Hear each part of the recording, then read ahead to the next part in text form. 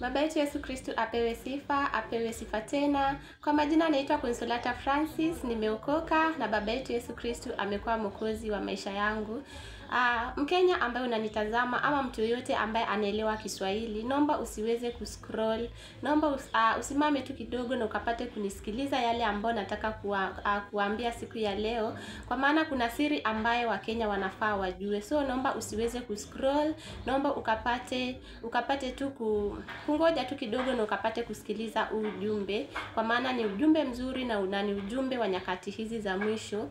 So huwa nahubiri habari njema ya nyakati za mwisho. Wa Kenya ama mtu yoyote ambaye ananitazama, naomba ukapate kutubu, kwa maana siku zinakaribia. Wapendwa, kuna moto mkali wa jehanamu. Hell is real and heaven is real. So naomba ukapate kutubu, kwa maana kuna moto mkali wa jehanamu kwa wale ambao wako against baba yetu wa mbinguni. So baba yetu Yesu Kristo aliweza kuzungumza na mimi kupitia kitabu cha 2 Peter chapter 1 verse 1 mpaka 15, na akaweza kuniaidia mambo mazuri mahali pale, na akaweza kuniaidia ya kwamba amenisamehea dhambi zangu za kitambo. Kwa maana niliweza kuokoka 2019, hapo ndio niliweza kushikilia wokovu vizuri. Na nilipookoka mimi nilianza kutubu, nikatubu dhambi zangu, na nakumbuka nilikuwa naziandika chini, na tubu, naomba msamaha baba yetu wa mbinguni, na akaweza kuzungumza na mimi, na akaweza kuniaidia ya kwamba ameweza kunisamehea dhambi zangu za kitambo. Na pia nilikuwa kwenye maombi, niliweza kusikia sauti ikiniambia, ambia watu wangu watubu, siku zinakaribia. Na haya mafundisho ambayo nataka niwafundishe, hakuna mtu yoyote huwa ananiandikia, wala hakuna mtu yoyote aliweza kunifundisha, ama sikuweza kwenda any Bible school, bali ni baba yetu Yesu Kristo ameweza kunifundisha kupitia Roho Mtakatifu. So naomba ukapate kunisikiliza, na utakapo kutana na ujumbe wangu, kwa maana ni watu wengi, manabii wa uongo ama watu wabaya huwa wananipinga ili nikapate ukweli huu usiweze kufikia Wakenya. Naomba ukapate kushare kwa haraka, ama ukaweze kudownload katika simu yako, na pia ukapate kurepost tena. Naombeni mkapate kushare ujumbe, na baba yetu wa mbinguni ataweza kuwabariki, kwa maana nimewashawahi ban akaunti zangu zingine. So si rahisi wasikie ukweli ambao huwa nausema, lakini naombeni mkapate kufunguka macho na mkapate kushare kwa majirani, kwa marafiki, kwa ndugu, kwa familia, ili ukaweze kufikia watu wengi zaidi na zaidi. So leo naomba nikapate kuwafichulia hizi siri ambazo baba yetu Yesu Kristo aliweza kunifichulia. Kuna siri ya huduma namba, kuna siri ya makanisa, jinsi anavyomtumikia shetani, vile manabii wa uongo wamejaa katika makanisa mengi.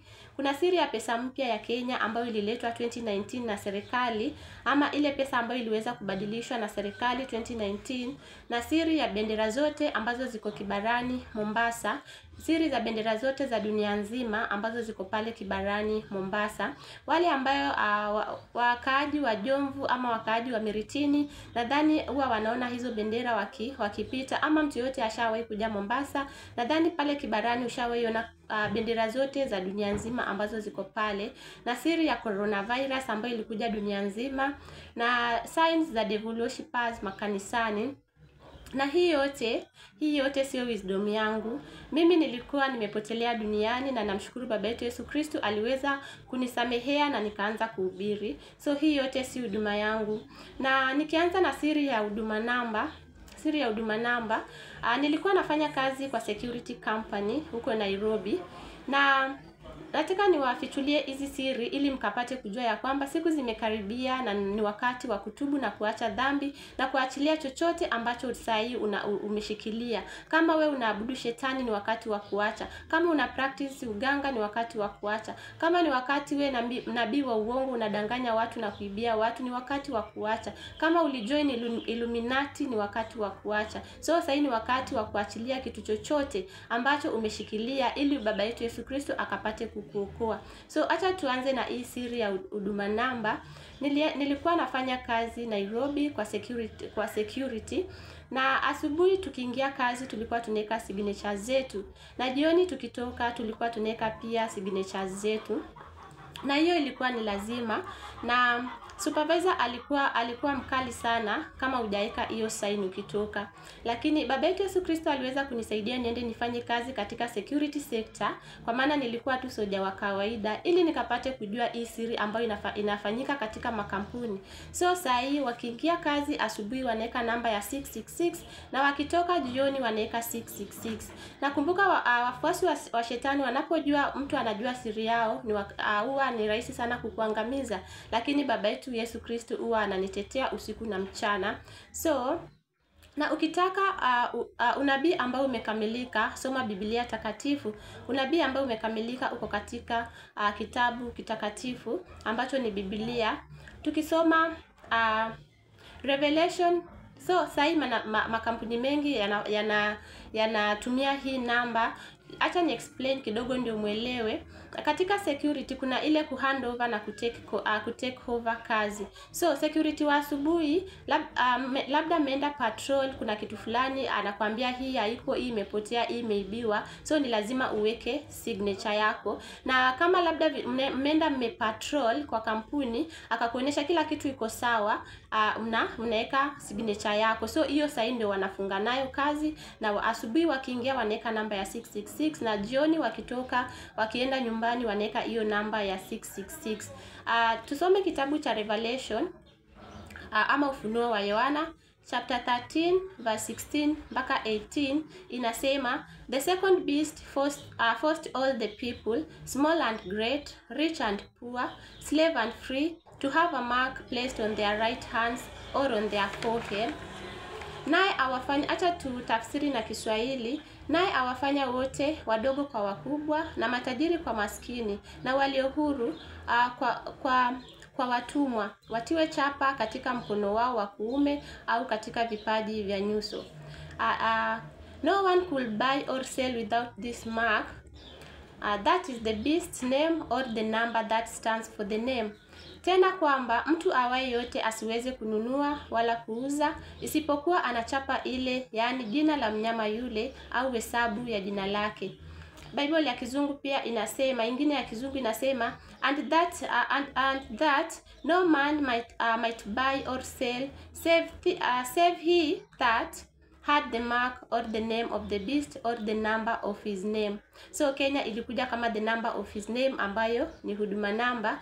Kuna ambayo ilikuja kama huduma namba. Kuna mataifa mengi hapa duniani, kuna wale watapokea hii chapa kwa paji la uso, kuna wale ambao watapokea katika the right hand side. So Kenya ilikuja kama the number of his name. So this calls for wisdom. Whoever is intelligent can figure out the meaning of the number of the beast, because the number stands for the name of someone. It's number 666. Hapa ndipo penye hekima yeye aliye na akili na hesabu ya mnyama yule au hesabu ya jina lake.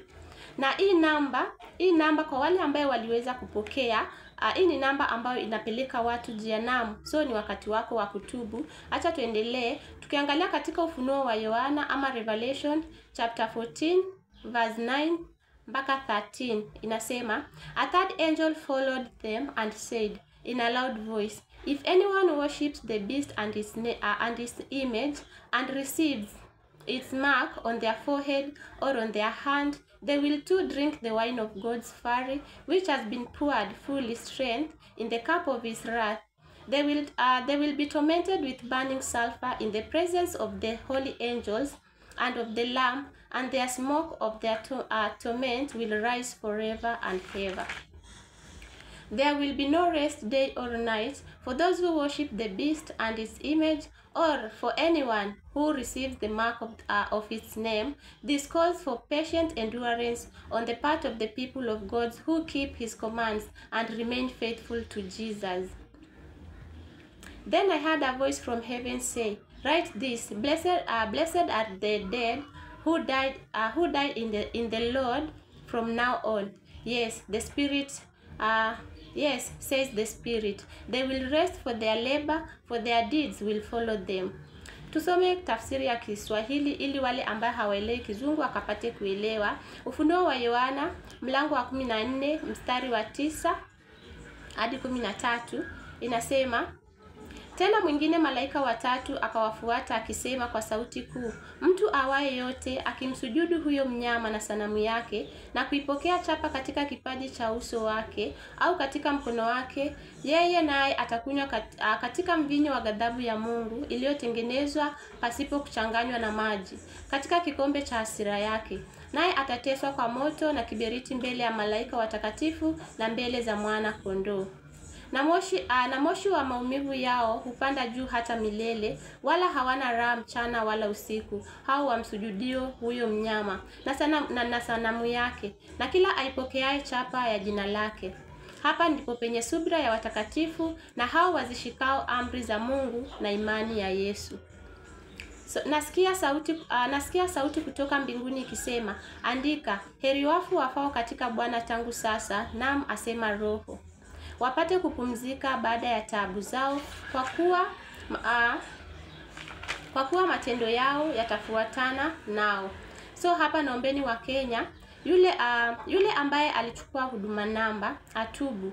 Yule ambaye ajui maana ya kutubu ni kuconfess dhambi zake, kwa maana hii huduma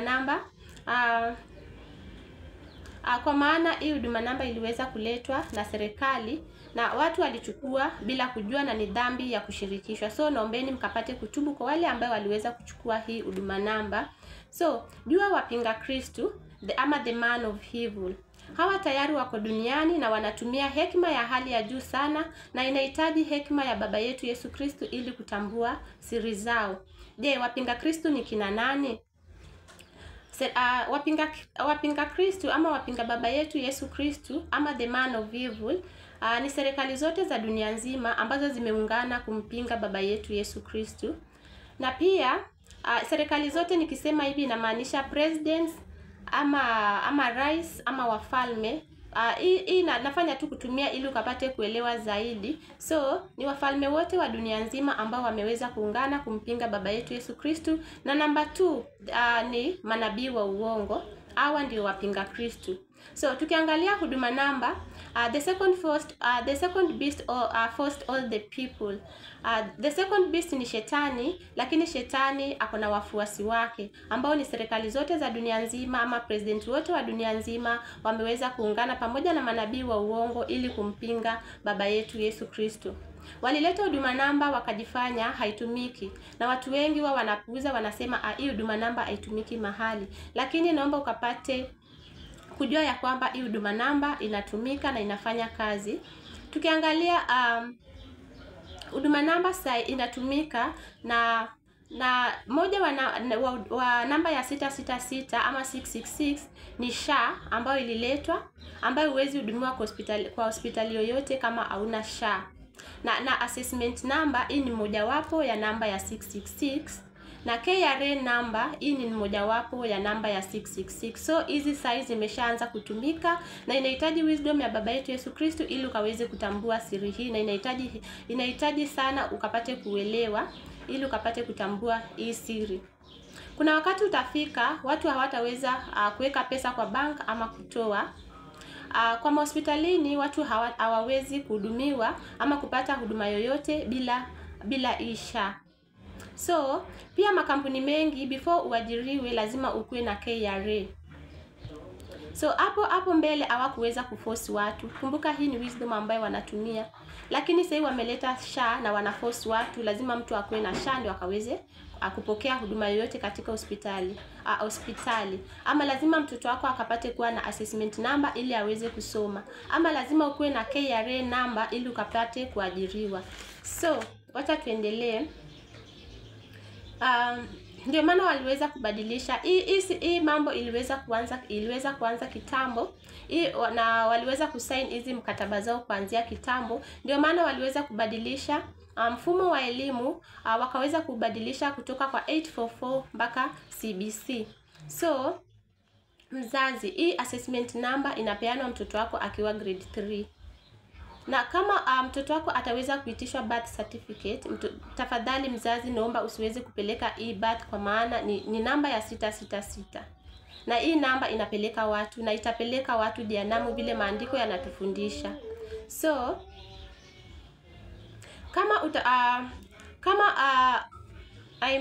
Sasa ni wakati wako wa kuweza kufanya decision kama utaweza kumfuata baba yetu Yesu Kristo ama utaweza kumfuata shetani. Ni wakati wako wa ku make a good decision kama utaweza kumfuata baba yetu Yesu Kristo ama utaweza kumfuata shetani. Lakini naomba ukaweze ku make the right decision na ushike amri za baba yetu wa mbinguni na ukue na subira na uweke imani yako yote kwa baba yetu Yesu Kristo ili akaweze kukutetea katika dhiki ambazo zimeanza kuja duniani ama majaribu ambayo yameanza kuja duniani. So wewe mzazi ndio utaweza kuamua kama mtoto wako atasoma na hii namba ya 666 ama utamtegemea baba yetu Yesu Kristo. Ama wewe mzazi ndio utaweza kuamua, utaweza kuendelea kutumia hii SHA ama utaweza kuacha na baba yetu Yesu Kristo akaweze kukutetea. Na wewe pia ndio utaweza kuamua, nitaendelea kufanya hii kazi nikitumia KRA namba ama nitaweza kuacha na nimtegemee baba yetu Yesu Kristo. So huu ni wakati wako wa kuamua. Huu ni wakati wako wa kuamua na uamue vizuri. Nikiwatolea testimony kidogo. Wakati huduma namba iliweza kuletwa, mimi sikuweza kuchukua huduma namba, kwa maana nakumbuka hata pastor wetu kanisani aliweza kusema huduma namba italetwa pale kanisani, lakini namshukuru baba yetu Yesu Kristo kwa maana aliweza kunisaidia na sikuweza kuichukua. So baba yetu Yesu Kristo anajua kuwatetea wale wote ambao wameweka imani yao kwake. So ukiweka imani yako yote kwa baba yetu Yesu Kristo ataweza kukusaidia na ataweza kukutetea. Na pia hii SHA sikuweza kuchukua after jirani yangu ambao ni daktari alikuja kuniconvince nikapate kuichukua, lakini sikuweza kuichukua. Na si eti mimi huwa sikui mgonjwa, huwa nakuwa mgonjwa, lakini niliweka imani yangu yote kwa baba yetu Yesu Kristo. Na mimi pia ni mama na ni mama wa watoto 5 na niliweka imani yangu yote kwa baba yetu Yesu Kristo. So hata watoto wangu akiwa wagonjwa huwa naomba na baba yetu Yesu Kristo anaweza kunisaidia. Na baba yetu Yesu Kristo anaweza kunisaidia na anawaponya watoto wangu. Na kuna wakati walikuwa wagonjwa serious karibu wote, lakini naomba ukapate kuwa na imani. Shetani huwa anakuletea uoga, kwa maana shetani huwa anakuja kuiba, kuua na kuharibu. Lakini hiyo mimi huwa niliweza kumzuia shetani kupitia utakatifu na nikaweza kumuonesha hapana, au utaweza kuniibia. Na kila wakati watoto wangu wanapokuwa wagonjwa huwa naomba na baba yetu Yesu Kristo anaweza kuwaponya. So naombeni nikapate kuwapatia imani ili hata ukiweza kujaribiwa vipi ukaweze kukua strong. Na pia naombeni pia sahi, kwa maana hawa ndio maadui zetu na hawa ndio wapinga Kristo, usiweze kuchukua chanjo zozote ambazo zinakuja za door to door, ama unasikia mtu anasema kuna chanjo yoyote ya serikali ambayo inapeana, kwa maana hawa ndio maadui zetu na hawa wanaweza fanya jambo lolote ili kukupeleka wewe jehanamu ama ili ukapate kukufa. So na pia usiweze kuna hawa watu wana announce pia kupimwa kansa. Je, ukiekelewa ugonjwa, unaweza ekelewa labda uko na kansa uanze kukunywa dawa na labda wewe si mgonjwa uanze kukufa polepole na stress, kwa maana watu wengine tu wakiambiwa tu wako na ugonjwa fulani, stress peke yao inaweza kuwaua. So usiweze kuchukua chanjo yoyote ambayo inapeanwa na hawa watu wabaya. Na pia hata niwatolee hii testimony kidogo, kwa maana kuna hii mwezi wa saba nilikuwa mgonjwa. Mwezi wa 7 tena nilikuwa mgonjwa very serious. Nataka nikapate kuwatolea hii testimony ili ukapate kuwa na imani na ukapate kujua ya kwamba kuna moto wa jehanamu. So mimi niliweza kuokoka 2019. Na ikiwa 2019 nimepitia changamoto nyingi sana.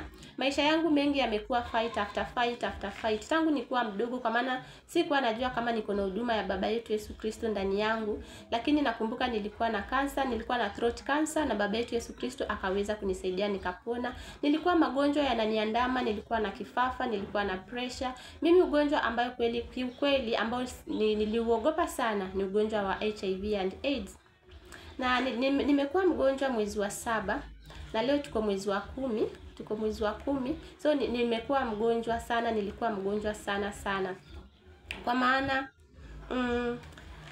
nilikuwa nasoma neno na nikaona mahali baba yetu akiniaidia kwamba ataniadhibu kwa maana nilikuwa kiukweli kabisa nilikuwa nimepotea. Namshukuru baba yetu Yesu Kristo kwa maana aliweza kuniadhibu na nikaweza kujua njia ambayo nilikuwa napitia, ilikuwa napotea. Kwa maana nilikuwa nimeokoka, hata mtu alikuwa anaweza kuwa labda ananichukia na mimi nikamchukia back, na kama ni kuongeleshana nikaacha kuongea na yeye. So hapo nilikuwa nimepotea. Kama sisi wa Kristo tunafaa tukapate kuwa na msamaha. So hiyo ni baadhi tu ya dhambi ambayo nimeweza kuwatajia, ili mkapate kujua baba yetu Yesu Kristo aliniadhibu na niliweza kujua mahali nilikuwa nakosea. Na namshukuru baba yetu Yesu Kristo kwa maana hakuweza kuniacha niangamie na niende motoni wa jehanamu, kwa maana ninajua ile haki. So after kusoma maandiko nikaweza kuona baba yetu Yesu Kristo akisema ataniadhibu, kwa maana mimi baba yetu Yesu Kristo huwa anazungumza na mimi. Na siku hazikuenda nyingi nikakuwa mgonjwa. Wapenda, nilikuwa mgonjwa. Nilikuwa mgonjwa sana sana sana. Nilishinda vizuri na watoto, na jioni usiku ilipofika nikaanza kuumwa. Nilianza kufeel pain katika mguu wangu, katika makalio yangu na hapa kwa kiuno nilikuwa nahisi pain. Nilikuwa nahisi kama nimepigwa risasi kwa huo mguu. Nilikuwa katika mfupa wangu wa ndani nilikuwa nahisi kama unawaka moto. Nikaanza kulia. Nakumbuka nikipigia ndugu zangu nikawaambia, jamani tubuni, lakini walinipuuza. Wakaanza kuniambia ni ugonjwa fulani ambao unapenda kushika sana, ulikuwa huku Mombasa wa chikungunya. Na mimi hapo mwanzo, hapo mbeleni sikuwa naelewa, lakini nilikuja nikajua ya kwamba baba yetu Yesu Kristo ananiadhibu. So huo ugonjwa ulikuwa ni mkali. Nilikuwa natembea vizuri, mara nikaacha kuacha kutembea, nikakuwa siwezi kutembea. Nilikuwa siwezi kuketi kwa sababu ya ile pain, kwa maana ilikuwa ni pain ambayo nilikuwa nasikia uchungu sana. Mimi ni mama wa watoto 5. Na wote wakiwa 5 nimejifungua, na ilikuwa ni pain ya zaidi ya mtu ambaye anajifungua. Mwanaume hawezi kunielewa kile ambacho nasema, lakini wanawake wanaelewa juu ya pain ya kujifungua mtoto. So ilikuwa more than that. Nikakuwa siwezi kutembea, nilikuwa siwezi kulala na side hivi vile watu wanalala, nilikuwa siwezi kujigeuza. Nilikuwa natamani nilale na tumbo, lakini nilikuwa siwezi kulala na tumbo kwa sababu ya hiyo pain. Na hapo mahali nilikuwa ninaumia sana ni hapa nyuma kwa makalio upande wa ndani, na katika kwa mfupa na kwenye kiuno. So hapo ndio nilikuwa niko na uwezo wa kulala nikiangalia juu hivi kifudifudi. Nilikuwa nalala nikiangalia juu. The first 7 days usiku na mchana nilikuwa nalia kama mtoto. So ilikuwa ni pain, nilikuwa nalia usiku na mchana. So watu wakakuja wakanichukua, wakanilazimisha, wakanipeleka hospitalini. Though mimi nakuanga na imani na baba yetu Yesu Kristo. Nakumbuka hata kuna wale ambao walinichapa makofi wakinipeleka hospitalini. Though niliwasamehea. So hiyo pain ilikuja, walinishika, wakaninua, wakanikelisha chini, na nilikuwa nasikia a lot of pain, na wakanipeleka hospitalini. So after kunipeleka hospitalini nikaenda. Na after kwenda hospitalini daktari aliweza kuniangalia na akaniuliza, juu nilikuwa nimekonda sana. Nilikuwa hata nikikaa nasikia kama ni mifupa ambayo inakaa chini. Nilikuwa nimekonda mpaka huku kwa uso, nilikuwa nimekonda mpaka hizi zimetokezea. Lakini namshukuru baba yetu Yesu Kristo, sasa naendelea kurecover. Sasa nilikuwa mgonjwa mwezi wa 7 na sasa tuko mwezi wa 10, naendelea vizuri. Though huwa na limp, lakini ile pain ilipungua. Si huwa na limp juu bado huwa kuna uchungu. So after kwenda hospitalini daktari akaweza kuniuliza, ulipima mwisho lini? Nikamwambia twende unipime. Tulibishana sana. Kuna dawa ambayo alikuwa anataka kuniwekea, lakini nikamwambia hautaniwekea hiyo dawa mpaka unipime. Kwa maana nilishangaa sana daktari akisema kuna hiyo dawa ambayo ni lazima aniwekee ndio aweze kunipima. Hapa nataka ufunguke macho ili usiweze kwenda uwekelewe ugonjwa ambaye hauna. So tulibishana pale sana. na daktari akakuwa ni lazima aniwekee ile dawa, lakini nikaweza kumwambia mimi sitaki kuwekewa ile dawa mpaka aende anipime. Kumbuka ndani yetu huwa tuko na Roho Mtakatifu, na watu wengine wao wanasema nasikia roho inaniambia nisifanye hivi. So roho ilikataa na nikamwambia aende anipime. So sijui ni dawa gani ambayo alikuwa anataka kunidunga ili akaweze kunipima HIV and AIDS. Na nashukuru baba yetu Yesu Kristo akakubali, akaenda akanipima na akanipata sina ugonjwa. Nashukuru baba yetu Yesu Kristo kwa maana huo ni ugonjwa ambao niliogopa kuanzia kitambo. Vile nilikuwa naona watu wanakuwa na spots, wana spots za black kwa miguu, vile vidonda, nilikuwa naogopa sana. So katika magonjwa yote ambayo nimeugua, baba yetu Yesu Kristo amenitenganisha sana na virusi vya ukimwi. Na mshukuru baba yetu Yesu Kristo sana kwa maana watoto wangu wote wako safe. So hiyo ni testimony ambayo nataka kukushuhudia wewe, ya kwamba kuna moto wa jehanamu, na mkaweze kuavoid vitu zozote ambazo mnaletewa door to door, mnaambiwa leo mnataka kupimwa chanjo ama watoto wenu wanapewa dawa. So naombeni mkapate kuavoid mambo hayo, kwa maana hawa ndio maadui zetu. So kutoka hiyo wakati namshukuru baba yetu Yesu Kristo kwa maana ameweza kuwa akinitetea. Imenifundisha mambo mengi, imenifundisha kumtegemea baba yetu wa mbinguni, kupitia rent, kupitia watoto wangu kwenda shule, kwa maana watatu wanaenda shuleni. So hapa nataka ukapate kuwa na imani na usiweze kukata tamaa. Usiweze kukata tamaa hata ukipitia challenges za aina gani, usiweze kukata tamaa. Acha niwatolee hii testimony ili kapate kukupatia we nguvu, kwa maana hapo mwanzo nilikuja tukaweza kuseparate na baba watoto wangu na tukaweza kufungiwa nyumba. After kufungiwa nyumba, na akaweza kuuza kila chochote ambacho kiliweza kunisaidia na watoto wangu. Akauza mattress, akauza gas, akauza kila kitu ambacho kingeweza kunisaidia, na nikabaki na nguo. Kile ambacho niliweza kuokoa ni nguo za watoto na vyombo kidogo. So after kukuja huku niliweza kusaidiwa tu na mattress na jiko, na hapo ndio nilianzia maisha. Nakumbuka nilikuwa na ujauzito wa mtoto wangu wa mwisho ambao ni namba 5. Nilipokuja huku nilikuwa niko na ujauzito wa mtoto wangu. Maandiko yanasema wanawake wenye mimba ama wenye watoto wadogo, hiyo wakati ndio watakuwa na shida nyingi ambazo ni nyakati hizi za mwisho. So hapo maisha yalikuwa ni magumu sana. Hapo nyuma maisha yalikuwa ni magumu tukihamia huku, kwa maana nilikuwa tumetoka Bamburi tukakuja hapa mahali ambapo ninaishi. Namshukuru baba yetu Yesu Kristo kwa maana mimi sasa ningekuwa nyumbani huko kwetu kijijini na ninalimia watu. Lakini kupitia kuishi nilikuwa na practice utakatifu. Though wakati nilikuwa nimeanza kupotea, na baba yetu akaweza kunirekebisha na nikajua mahali ambapo nilikuwa nimekosea. Namshukuru baba yetu Yesu Kristo kwa maana hakuniacha niangamie. So mimi nilikuwa niende kijijini nikalimie watu na watoto wangu, na nilikuwa wakati huo na ujauzito. Namshukuru baba yetu Yesu Kristo sana kwa maana aliweza kunisaidia. Na nilipokuja huku baba watoto wangu aliweza kunipatia 1200. Na nakumbuka tulitumia hiyo pesa na ikaweza kuisha, na sikuwa na otherwise. Nikaongea na one of my relative, nikamwambia sasa mimi naenda nyumbani, naenda kwa aunti yangu kukaa na yeye. Lakini namshukuru baba yetu Yesu Kristo alinisaidia nikaweza kupata 3500. Sikuwa na pesa kwa maana nilikuwa nimeacha kazi, sikuwa nafanya kazi wakati huo ujauzito. So ujauzito ulikuwa mkubwa, nikakuja nikatafuta nyumba east side, na namshukuru baba yetu Yesu Kristo. Niliweza kuongea na landlord na akaweza kunikubalia na 3000 peke yake bila deposit, na hapa ndio tukaweza kuanza maisha. Na wakati huo nilikuwa na ujauzito wa mtoto wangu huyu last born. Sikuwa nafanya kazi na maisha yalikuwa ni magumu sana.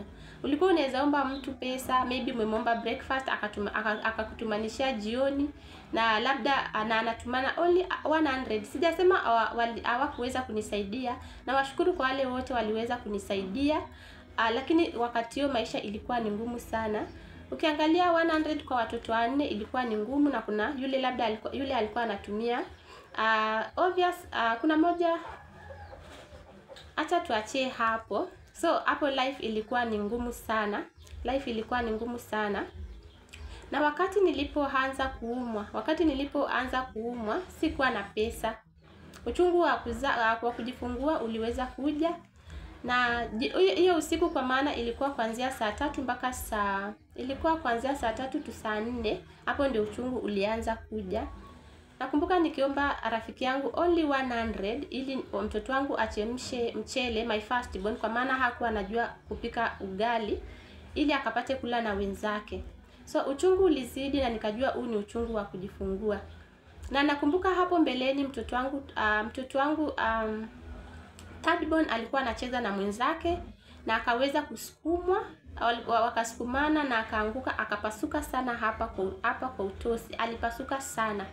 Alikuwa amepasuka mpaka ile nyama ya ndani ilikuwa inaonekana. Damu alikuja hapa kama damu zinamiminika kama maji. Lakini roho iliweza kuniambia, kwa maana kuna ushuhuda wangu niliweza kutoa kwa video yangu ingine, nilikuwa nimeshawahi ona kitu kama hiyo imehappen. So mimi nikaingia na mtoto wangu na nikaweza kumwombea. Namshukuru baba yetu Yesu Kristo, damu iliweza kukatika hapo kwa hapo. Lakini kile kidonda kilikuwa kiko wazi na mpaka kilikuwa kinaniogopesha. Na wakati hiyo nikasema wacha nipigie one of my nipigie relative wangu nimwambie mtoto ameumia, ili wasije wakasema nimeacha mtoto akafa juu ya imani yangu. After kumwambia akaniambia nipeleke mtoto hospitalini. Nikampeleka hospitali, tukaambiwa tutoe 2000 ambayo nilikaa na mtoto pale.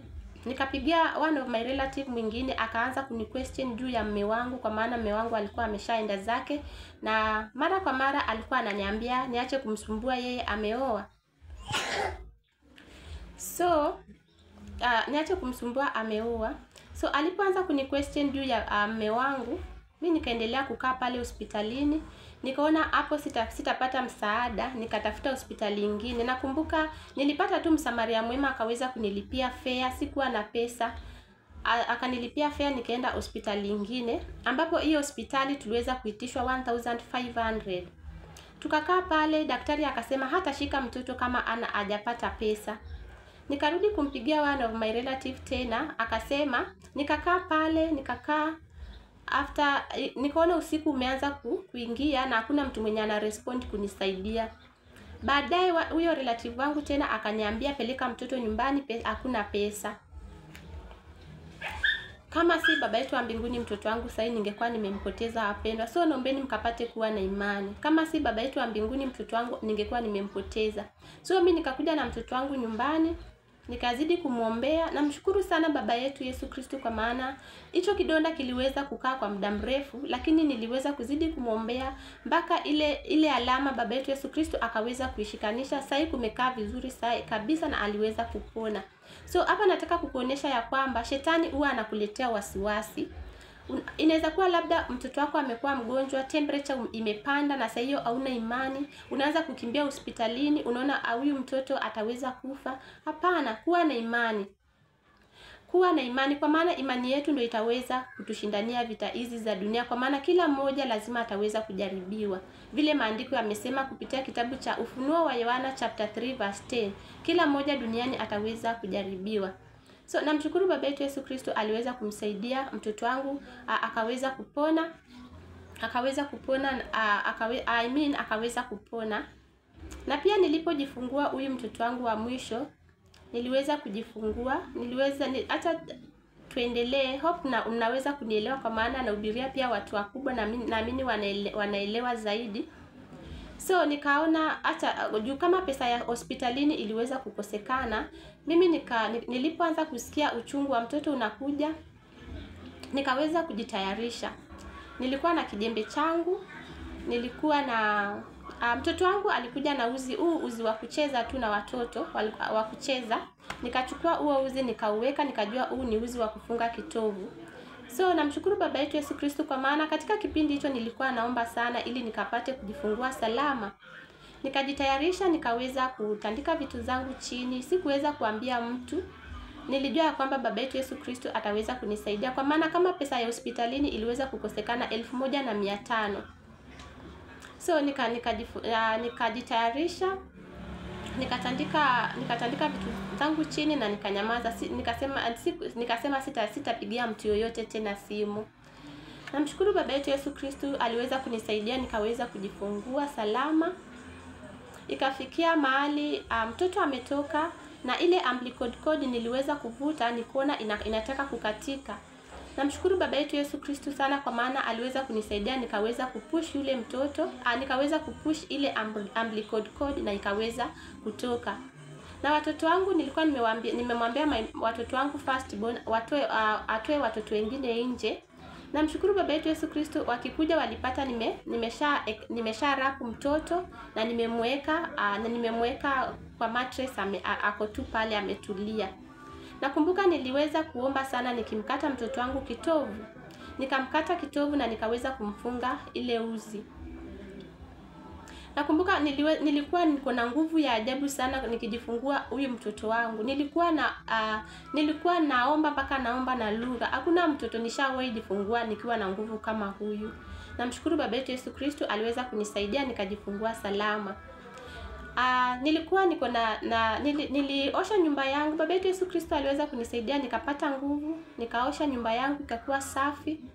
Na nikaweza kufunga na gunia ile uchafu wote. Niliweza kwenda nikakaa chini kwanza, ile uchafu ikaweza kutoka. Nilipojua imeweza kutoka, nikafunga vizuri, nikaeka kwa gunia na nikaeka ndani ya ndoo na nikaacha msichana wangu walale. Sikutaka kumsumbua hiyo usiku, tukatupe hizo uchafu. Nikaacha first born wangu walale. So hapa ikifikia I think ilikuwa saa 11 ikielekea asubuhi, nikaweza kumwamsha tukaenda kutupa hiyo uchafu kwa maana kuna dump site ambayo watu wanatupa uchafu. Tukaenda tukatupa kule. Nakumbuka hata mbwa walipotusikia walianza kutubwekea. Karibu tena nikimbie kama nimeshajifungua. Nakumbuka mtoto wangu first born akiacha viatu, akiacha ndoo kwa sababu ya uoga vile tulikuwa tunabwekewa na mbwa. Tukaharakisha tukakuja nyumbani. Namshukuru baba yetu Yesu Kristo kwa maana niliweza kujifungua salama. Mtoto wangu hakuweza kutoka na miguu ama hakuwa na complication ya aina yoyote. So nakupatia hii ushuhuda ili ukaweze kuwa na nguvu utakapojaribiwa, ili ukaweze utakapojaribiwa kama utaweza kuendelea kutumia SHA ama utaweza kuacha kutumia SHA. So ili ukaweze kurithi ufalme wa mbinguni. Na hell is real, vile niliweza kuwatolea hiyo ushuhuda, vile nilikuwa na hiyo pain ambayo nilikuwa nasikia. Huo mguu nilikuwa natamani nikapate kuwekelea juu mahali ili nikapate kuacha kusikia ule uchungu, lakini ule uchungu ulikuwa hauishi. Nilikuwa nalia usiku na mchana. Kumani is like baba yetu wa mbinguni alinisaidia nikapata kufufuka ili nikapata kuja nikapate kuambia watu ya kwamba kuna moto wa jehanamu. Kwa maana huo mfupa ulikuwa unauma sana. Nilikuwa nakaa saa zingine naweka mguu juu, lakini kipindi hicho chote nilikuwa naomba baba yetu wa mbinguni anisaidie nipone, na nikaanza kutubu dhambi zangu, nikakuwa na tubu, na namshukuru baba yetu Yesu Kristo aliweza kunisamehea na akaweza kunisaidia nikapona. Ile pain nyingi iliweza kuisha kwa maana nilikuwa nalia usiku na mchana vile niliweza kutangulia kusema. So ndugu zangu mnaonitazama, kuna moto wa jehanamu ambao ni moto wa milele na milele. Na kama nilikuwa naweza kusikia mguu mmoja uko na uchungu namna hiyo, mguu mmoja ndio ulikuwa na uchungu sana, sijui labda ningekuwa anaumia huo mkono ama anaumia miguu yote miwili ama anaumia mwili wote mzima, sijui kungelikuwa vipi. So wewe ambaye unanitazama, jua ya kwamba kuna moto wa jehanamu ambao ni moto wa milele na milele. So kuwa na imani na umwamini baba yetu Yesu Kristo katika kila jambo.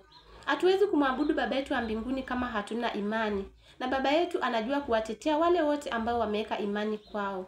So acha niwapatie hii testimony nyingine. Nilipojifungua mtoto tena mimi sikuwahi ona kitu kama kile. Ile umbilical cord ikaanza kuchomoza tena inakuja nje ya kitovu. I think watu wanaitanga mara, ikaanza kutoka tena nje ya kitovu. Nikasema sitaambia mtu yoyote, nitaanza kuomba. Nikaomba, haikuenda siku mingi. I think within 3 days ilikuwa imejirudia, imerudi, kitovu imekuwa sawa na imejiunganisha. Kwa maana hicho kitovu kilikuwa kiko open, yenye sijawahi ona katika watoto wao wengine. Ilikuwa iko open na ile mara inatokezea nje. Nikaingia kwenye maombi na nikamlilia baba yetu wa mbinguni, na namshukuru baba yetu Yesu Kristo aliweza kunisaidia. Ilibidi nikuwe na chukua huyo mtoto na namweka kitambaa kisafi hapa kwa kitovu na namfunga. Nilimfunga hivyo, kuja kumfungua nikapata mtoto wangu amepona. Namshukuru baba yetu Yesu Kristo kwa maana mtoto wangu aliweza kupona na kitovu ikakuwa normal. Mimi nilikuwa sijawahi ona kitu kama ile. So namshukuru baba yetu Yesu Kristo kwa imani hii ambaye aliweza kunipatia, na baba yetu Yesu Kristo ako na nguvu. So jaribu lolote ambalo unapitia, eka imani yako yote kwa baba yetu Yesu Kristo na ataweza kukupigania. Kuna wale labda wanajaribiwa kwa magonjwa, kuna wale ambao wako na kansa, kuna wale ambao wako na HIV and AIDS, kuna wale ambao wako na taja ugonjwa labda ambao unakusumbua. Labda hilo ndio jaribu lako.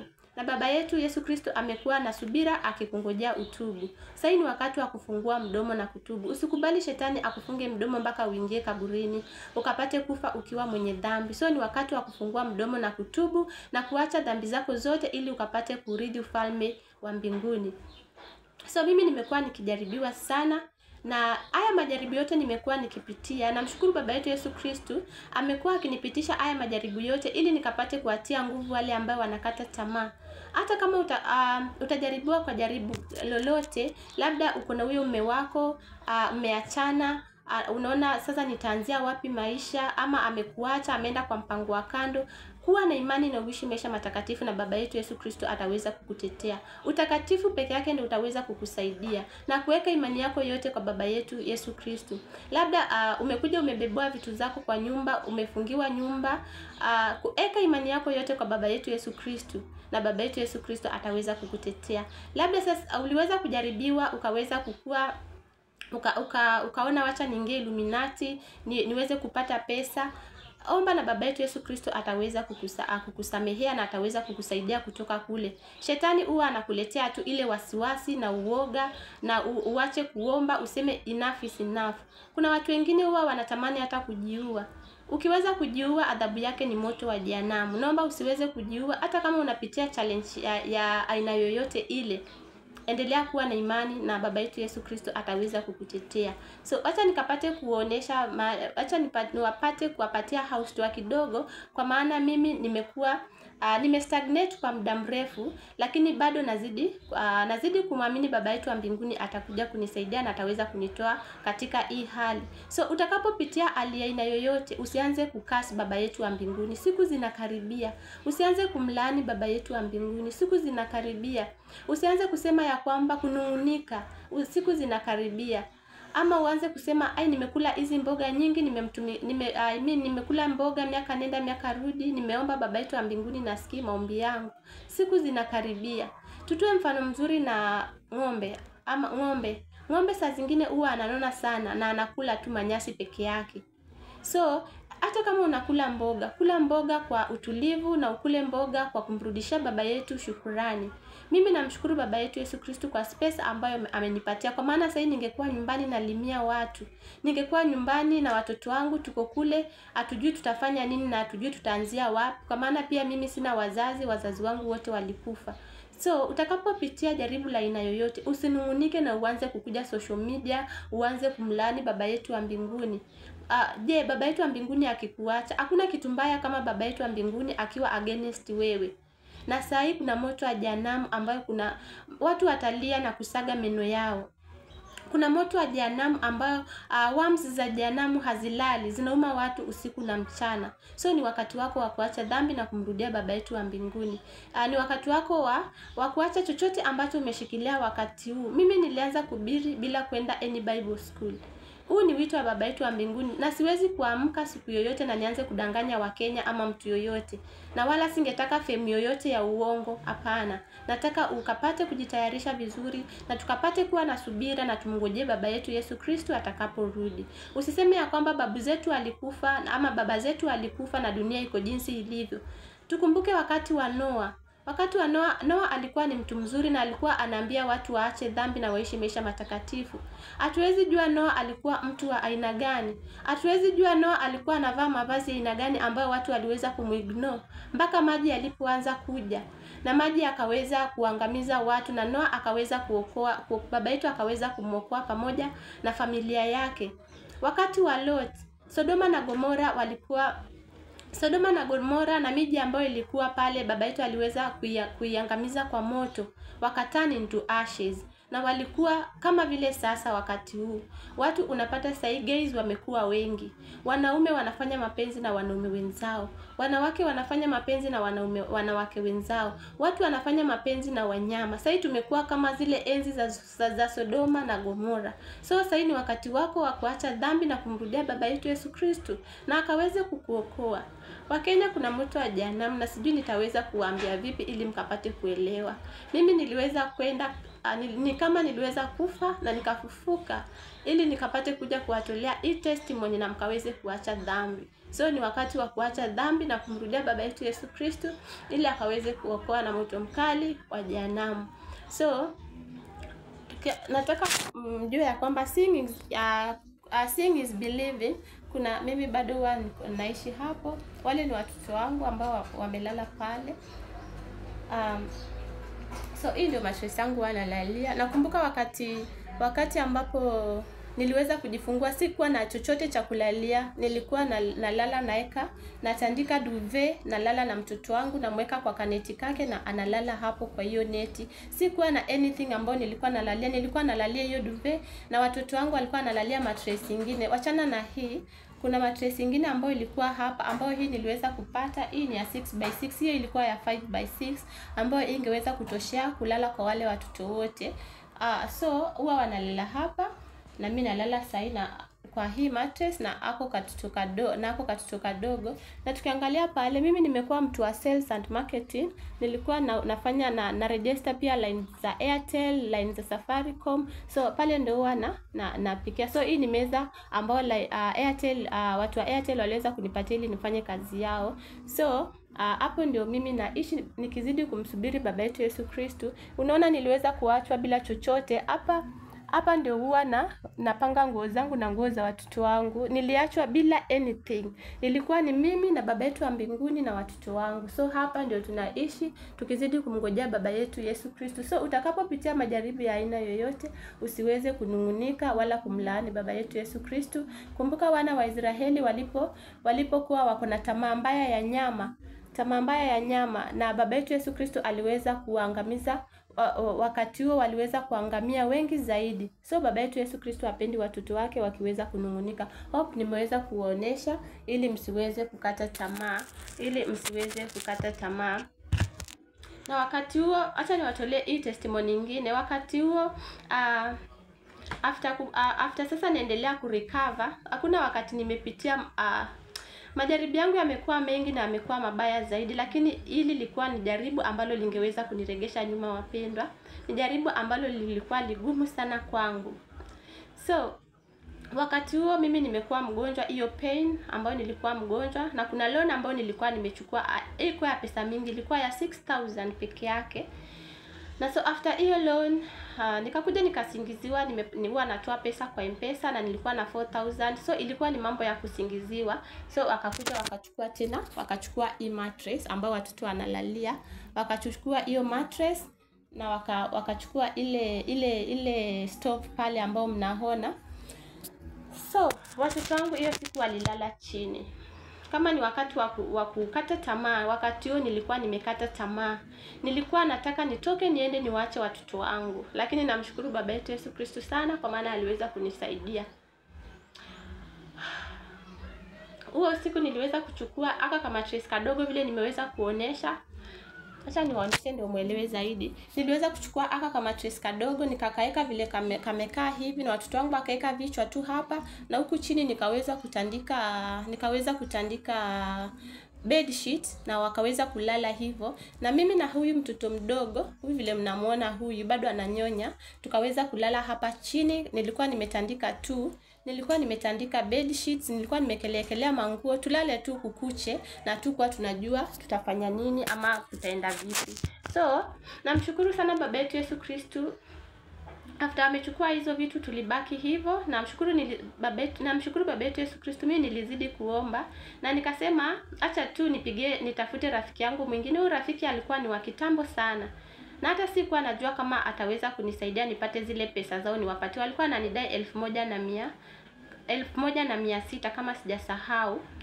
So huyo rafiki yangu nikamuelezea, mimi sikuwa najua kama ataweza kunisaidia. Nilikuwa tunataka kuongea initoke kwa sababu nilikuwa nahisi uchungu mwingi sana katika moyo wangu. Akaniambia hizo vitu nenda ukazichukue saa hii, na saa hiyo akanitumanishia pesa. I think alinitumanishia 2,000. Nashukuru sana baba yetu Yesu Kristo, aliweza kunisaidia nikaweza kupata recover hizo vitu. So nataka kutolea hii testimony ili utakapojaribiwa hata jaribu la aina gani, maybe bank imekuja imekuchukulia vitu zako, maybe ulichukua loan, ama maybe umefungua nyumba na landlord, endelea kumtegemea baba yetu Yesu Kristo katika kila jambo. Mimi wanamtegemea baba yetu Yesu Kristo kupitia kukula kwetu, kupitia kuvaa, na watoto wangu 3 wanaenda shuleni.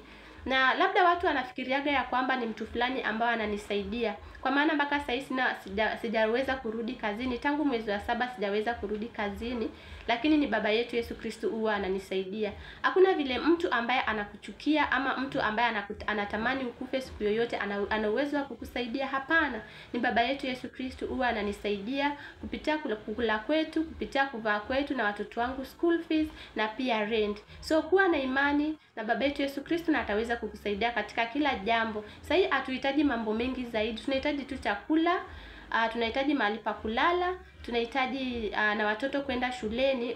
Usikose, watoto wako asiweze kukosa kwenda shuleni.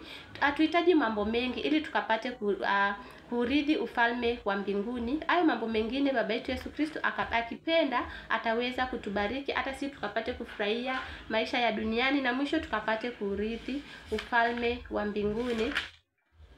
So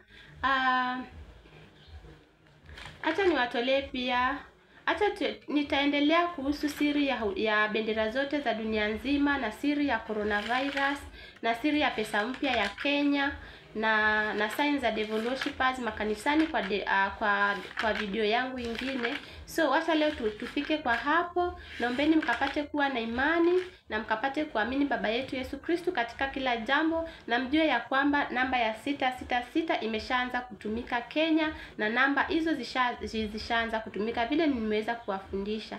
Baba yetu Yesu Kristo awapatie nguvu katika safari hii ya mbinguni, kwa maana iko na changamoto. Maandiko yanasema njia ni nyembamba ambayo inatupeleka uzimani, na ile pana inatupeleka upotovuni. So wewe utafuata hii njia nyembamba, hata kama ni ngumu, lakini kuwa na imani tutaweza kushinda. Hii pana iko na starehe za dunia. Hii pana itakupeleka kwa upotovuni. Maybe kuna pombe, kuna starehe za duniani, kwenda out. Sasa wakati wa kwenda out ni wakati wa kukesha tukiomba, huku tukimsubiri baba yetu Yesu Kristo, kwa maana hatujui siku wala saa za kurudi mara ya pili kwa baba yetu Yesu Kristo. So ujumbe wangu sana sana ni wa Kenya. Mtakapofikiwa na ujumbe wangu, naomba ukapate kushare hiyo video na download, na ukapate kunifuatilia step by step, ukapate kuelewa zaidi na zaidi. So ni hayo tu kwa sasa. Baba yetu wa mbinguni awapiganie na awapatie ushindi wa hali ya juu, na sote tukapate kurithi ufalme wa mbinguni. Amen.